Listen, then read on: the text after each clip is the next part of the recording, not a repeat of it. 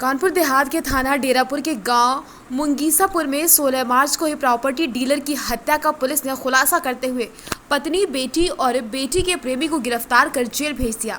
Police ने हत्या में प्रयुक्त हथियार भी उनके पास से बरामद किए। डेरापुर थाना क्षेत्र के मुंगीसापुर कस्बे में 15 और 16 मार्च की रात को घर में सो रहे नरेश संखवार की धारदार हथियार से हत्या कर दी गई।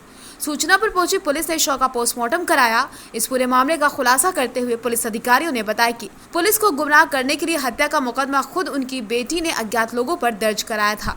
हत्या इतने शातिराना ढंग से कराई गई कि पुलिस को घर वालों पर कोई शक न हो, इसलिए पत्नी राखी ने बेटी शिवांगी और उसके प्रेमी अमित कठेरिया के साथ मिलकर घर के आंगन में सो रहे पति नरेश की फावड़े से कई वार कर उसकी हत्या कर दी। शव को उसी रात घर के बाहर नाली में फेंक दिया गया। सुबह होते ही नाटकीय ढंग से हत्या की जानकारी न होने की बात कहकर परिजन और पुलिस को सूचना दी गई। पुलिस को जब शक हुआ कि रात में सोते वक्त घर का गेट अंदर से बंद था, पत्नी बेटी को पति को बाहर निकालने या दरवाजा खुलने की आहट नहीं सुनाई दी, तो पुलिस की शक की सुई घर वालों की तरफ घूमी।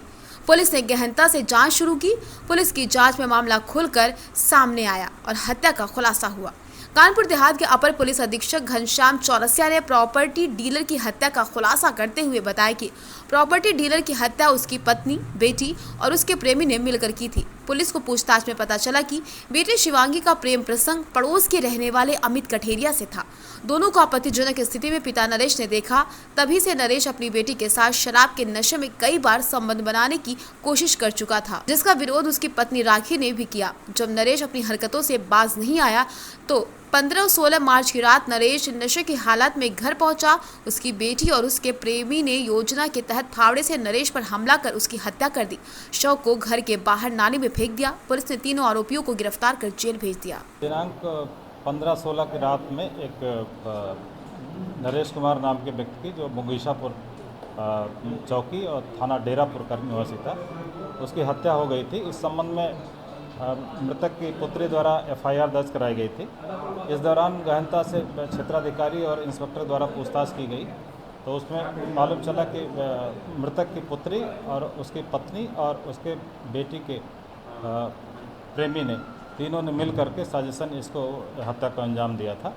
और इस टीम को का खुलासा करने वाले टीम को जो है पुरस्कार की घोषणा की है। सर, वो बेटी की मां ने क्यों हत्या की? क्या उन लोगों ने देख लिया था कि उसके पति ने देख लिया? हाँ, इस संबंध में जानकारी जुटाई गई तो मृतक की बेटी से और उसके प्रेमी का एक नाजायज संबंध था। इन दोनों का आपत्तिजनक हालत में उसके मृतक ने और उसकी पत्नी ने देखा था, जिसकी वजह से ये लोग उसके पिता से नाराज़ चल रहे थे।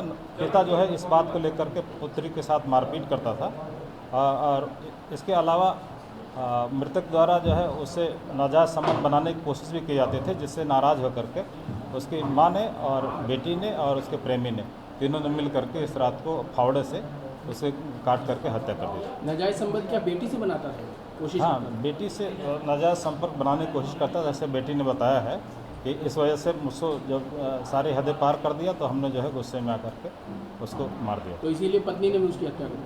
हाँ, पत्नी उसमें साजिश में शामिल थी।